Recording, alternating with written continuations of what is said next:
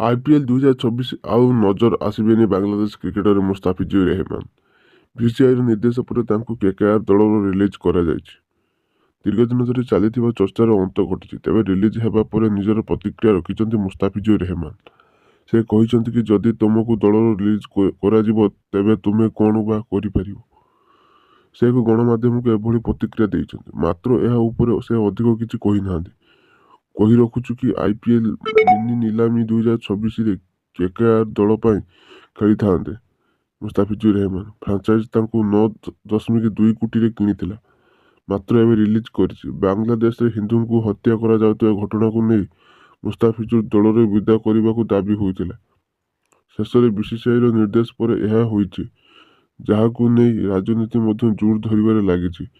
ଗତ କିଛି ଦିନ ଧରି KKR ଏବଂ ଏହାର ସହ ମାଲିକ ଶାହରୁଖ ଖାନଙ୍କୁ ଅନେକ ରାଜନେତା ଏବଂ ସୋସିଆଲ ମିଡିଆ ବ୍ୟବହାରକାରୀ ଟାର୍ଗେଟ କରିଥିଲେ। ଏହାପରେ ବିବାଦରେ ଫସିଥିଲେ KKR।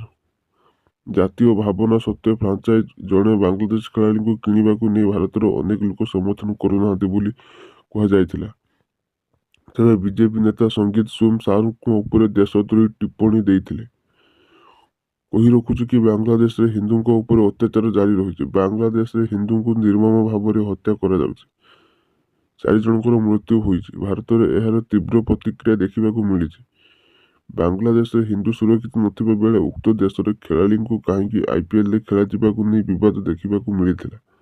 ଏହାକୁ ନେଇ BCCI KKR ଫ୍ରାଞ୍ଚାଇଜକୁ ମୁସ୍ତାଫିଜୁର ରେହମାନଙ୍କୁ ହଟାଇବାକୁ ନିର୍ଦ୍ଦେଶ ଦେଇଥିଲା। ଏହାର ମାତ୍ର 2 ଘଣ୍ଟା ଭିତରେ ରେହମାନଙ୍କୁ ରିଲିଜ୍ କରିଛି କୋଲକାତା ନାଇଟ୍ ରାଇଡର୍ସ। ତେବେ ଭାରତ ବାଂଲାଦେଶ ମଧ୍ୟରେ ବିଗୁଡିଥିବା ସମ୍ପର୍କ ମଧ୍ୟରେ କ୍ରିକେଟର ବଳି ପଡ଼ିଛନ୍ତି। ବ୍ୟୁରୋ ରିପୋର୍ଟ, ଓଡ଼ିଶା ଟେକ୍ ରାଜା।